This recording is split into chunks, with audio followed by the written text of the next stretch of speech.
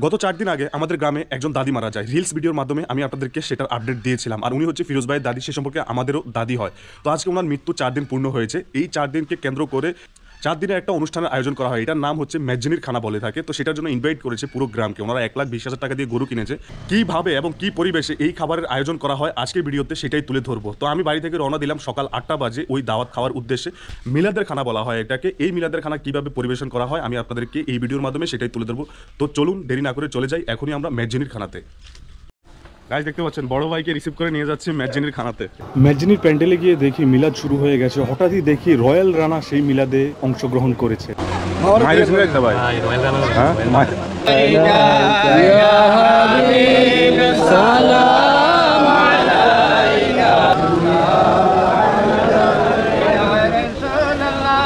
ফিরোজ ভাইকে দেখি হঠাৎই আবেগী আর আনমনে দাঁড়িয়ে আছে। এর মধ্যে ইমাম সাহেব দাঁড়িয়ে গেলেন মৃত ব্যক্তির জন্য দোয়া করতে।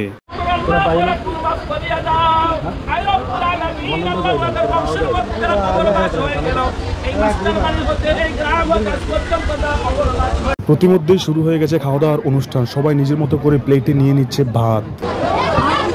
আজকে মেজবানির খাওয়াতে প্রথম মাংস গ্রহণকারী ব্যক্তি হচ্ছে আমাদের এই মুন্না সাহেব। ভাইরে, মুন্না সাহেব যদিও লজ্জা পাচ্ছিল কিন্তু বড় বড় লোকমা দিয়ে পুরো মাংসের প্লেট 2-3 লোকমাতেই শেষ করে ফেলেছে। হঠাৎই দেখলাম আমাদের মসজিদের পরমার ইমাম সাহেব জনাব রফিকুল ইসলাম সাহেবকে, সাথে আছে আমাদের প্রিয় মোস্তফা ভাই। চলছে আমাদের গ্রামের কাটাপা মামার খাওয়ার পর্ব।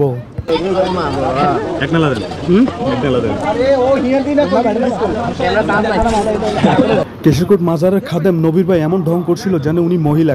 ক্যামেরার সামনে খাবার খেতে লজ্জা পাচ্ছিল। বসেছেও কিন্তু সব ইমামদের সাথে।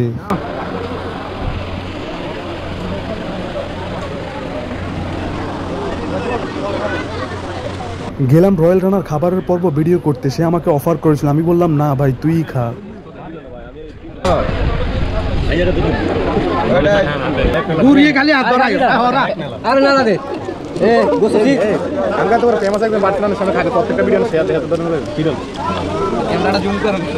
সবার আগে মাংস পেয়েছে মুন্না, আর সবার আগে খাওয়া শেষ করে এখন সবার আগে আবার পায়েসও নিল। গরম ভাই।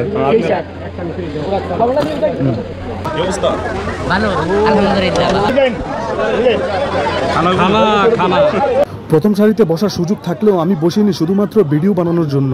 দ্বিতীয় সারিতে বসলাম আমাদের মামা রিয়াদ মোল্লার সাথে।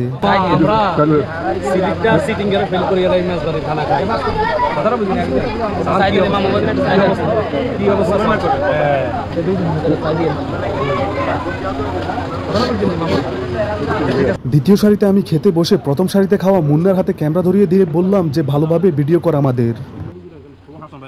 হাসান ভাই আপনার অনুভূতিটা বলেন। খাইলে ভাই আগে এর অনুভূতি ভাই খাইলে আগে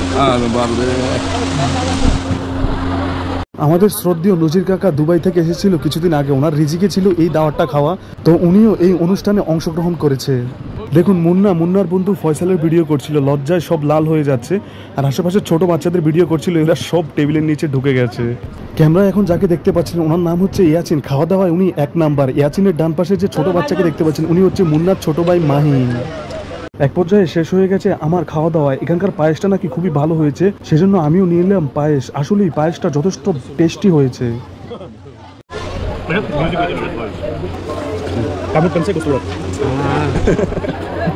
খাওয়া দাওয়া শেষ করে আমি আর মামা একসাথে চলে গেলাম হাত ধুতে। হাত ভালোভাবে ধুয়ে নিলাম।